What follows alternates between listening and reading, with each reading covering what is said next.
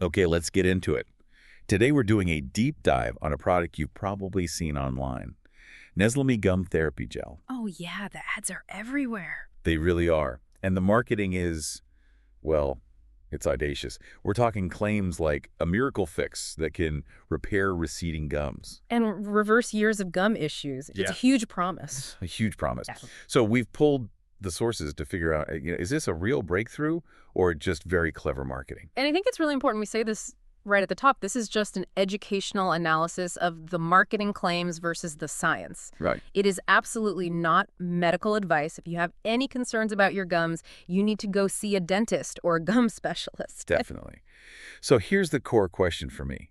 How can a topical gel, something you just rub on, possibly deliver on that promise of, Yeah. of regenerating tissue? Well, that's the fundamental hurdle, isn't it? Tissue regeneration. I mean, professional dental guidance is pretty consistent here. Once your gum line has actually receded, especially in, say, moderate or severe cases, that tissue just doesn't grow back from an over-the-counter gel. So wait, why not? What's the accepted treatment then if you do have tissue loss? For established gum recession, you're really looking at professional intervention. Things done in a dentist office. Exactly. Things like deep cleanings or even more specialized procedures like tissue grafting, which a periodontist would perform, those physically restore the tissue. A gel. It's just not designed for that. Okay, so that brings us to the nuance. Does that mean this product does absolutely nothing? Or is there any kind of supportive benefit here that science might back up?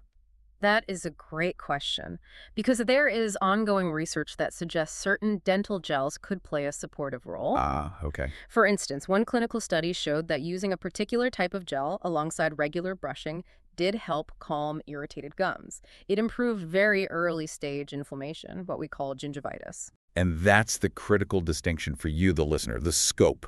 We're going from this huge claim of reversing years of damage down to helping soothe mild surface irritation. A completely different scale. Right. The studies might support that it can help with some inflammation, but they do not show it regrows tissue or reverses recession like the ads suggest. It's more of a support system, not a repair kit. Exactly.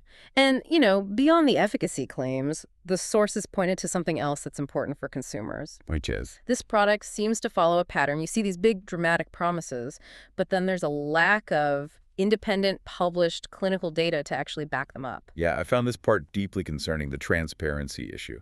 Our sources noted that when you check the entity behind the website, the owner's identity is hidden, Right, they use a paid privacy service. which makes accountability very difficult. And on top of that, the website itself is new. It was only registered about, 10 months ago? And that combination is what's really fascinating here. You're making these huge health promises, but at the same time, you're obscuring who's behind it, and you don't have that verifiable clinical backing. That lack of visibility is a major factor for anyone thinking about buying health products online. Absolutely. So to sort of summarize for you, if you're dealing with some mild surface level irritation, a gel like this might offer some comfort alongside your normal dental care. It could be an adjunct, yes. But if you're hoping for actual gum restoration, for tissue repair, the available scientific evidence just doesn't support that outcome from this type of product. And if we connect this to the bigger picture, the way these health aids are marketed online now, it really means consumers have to put a much higher value on transparency and verifiable science. That's a great point, which leaves a final thought for you to explore. Given how fast these products can appear online, how should regulatory bodies around the world adapt their standards to ensure there's adequate clinical testing and owner accountability for products making these kinds of health claims?